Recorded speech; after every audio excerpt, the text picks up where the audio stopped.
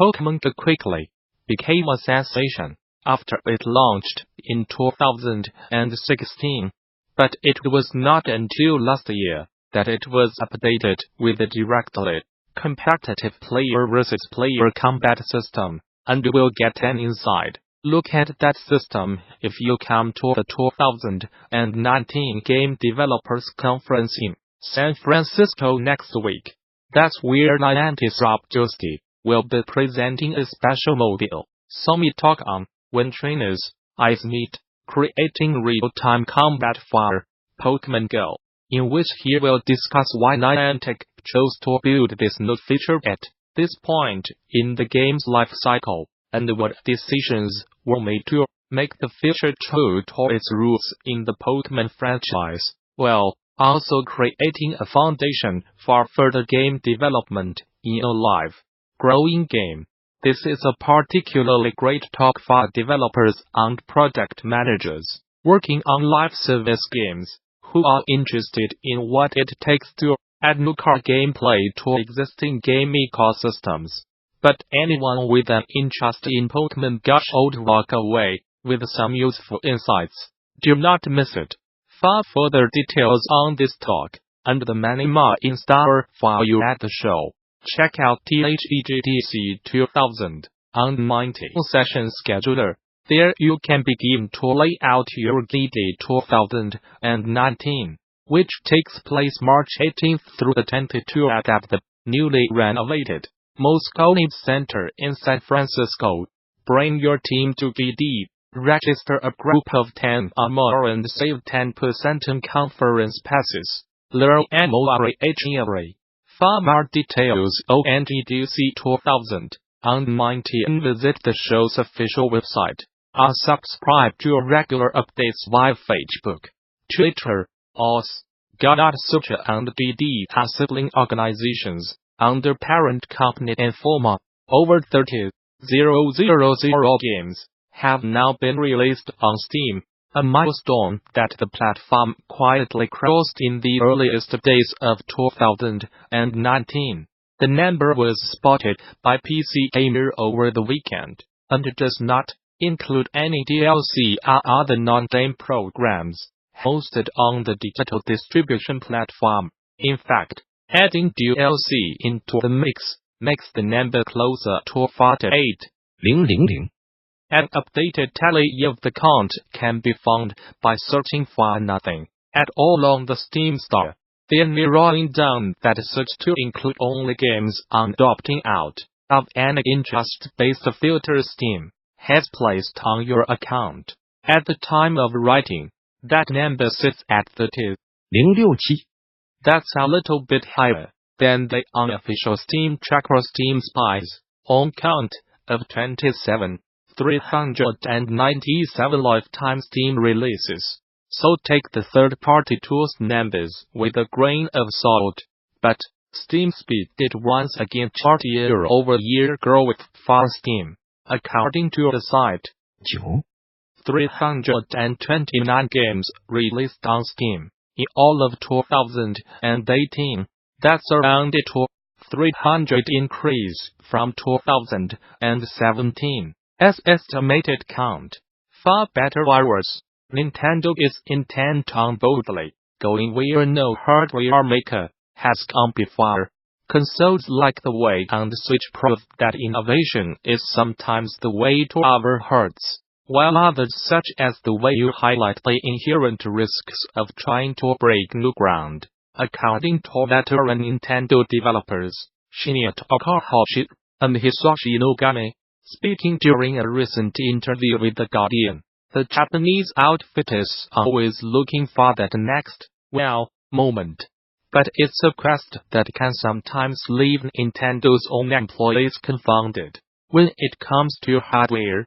For instance, creating something that leaves on the floor is not exactly straightforward.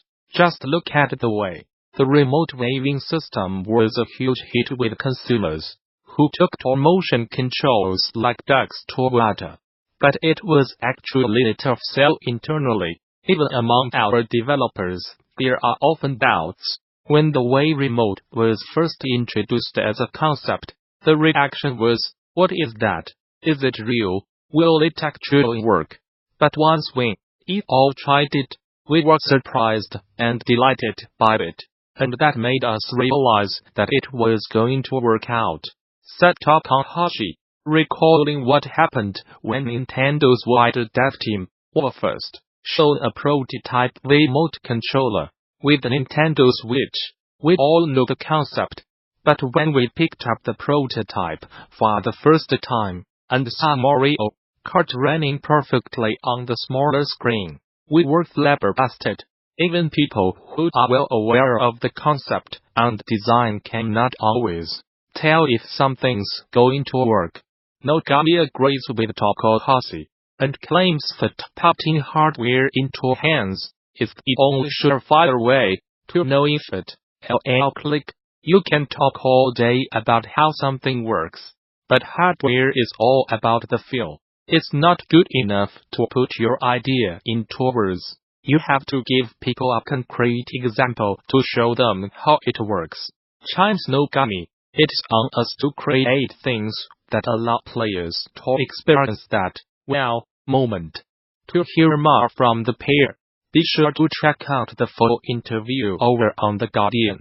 Procedural and random generation are the cornerstones of roguelike design, and we have seen many games push these elements further than they have ever been. This past year with Dead Cells, and games like The Binding of Isaac, Spelunky, and of course, Dwarf Fortress, all provide replayability thanks to those elements. One game design trap I see is developers trying to build a Zelda roguelike experience. And while this may sound like the next evolution of procedural design, it just does not work from a game design perspective. As always, let's quickly define the difference between procedural and randomly generated content. Randomized content refers to set elements that are shuffled around in a level. Enemy positions in Dead Cells are what treasures appear in The Binding of Isaac are examples of this. Procedural design is when the game creates something from scratch, either before or during the running of the game. Route generation in or found the level design in Spelunky are examples of this. Roguelikes typically feature both kinds of generation to define the experience, and it's important to understand how much they impact the gameplay. Not all random or procedurally generated elements are equal in the eyes of the player and their impact on the game space. We have spoken about how just because your game has random or even procedural elements in it does not make it replayable. Many titles that make use of either form will still adhere to a specific progression curve. Survival games are a huge example of this. No matter how much the environment is generated, the player still has to gather resources in a specific order. See Minecraft as an example. Without having a better term to use, we can say that there are hard and soft elements that can be randomized, are procedurally created in a game. A soft element is something that does not impact the gameplay or progression loop of a title, where enemies spawn, basic environments, biome positions. A hard element does impact the player's ability to play the game, and change what they can and cannot do at one time. What upgrades spawn, new items, biome types, enemy types, new resources, etc. The important factor is that what the player is doing in the game must be affected in order for playthroughs to feel different to them. This is why loot in art design works so well, as adding a piece of gear changes the player's build. Normally, just changing the map around does not lead to different experiences, as the player is still doing the same thing. The reason why Spelunky holds up so well is that even though the car gameplay does not change, by giving the player more levels to go through, it keeps creating different tests of the player's ability, and that takes me to this idea of a Zelda rogue-like. and the inherent problems with it. The Legend of Zelda franchise is considered to be one of the best action-adventure series in the industry. Similar to the Souls franchise, every aspect of Zelda is hard-coded to push and guide the player through to the very end. Even Breath of the Wild being the most open-ended take on Zelda still introduced progression points in the form of the Guardians, the Master Sword,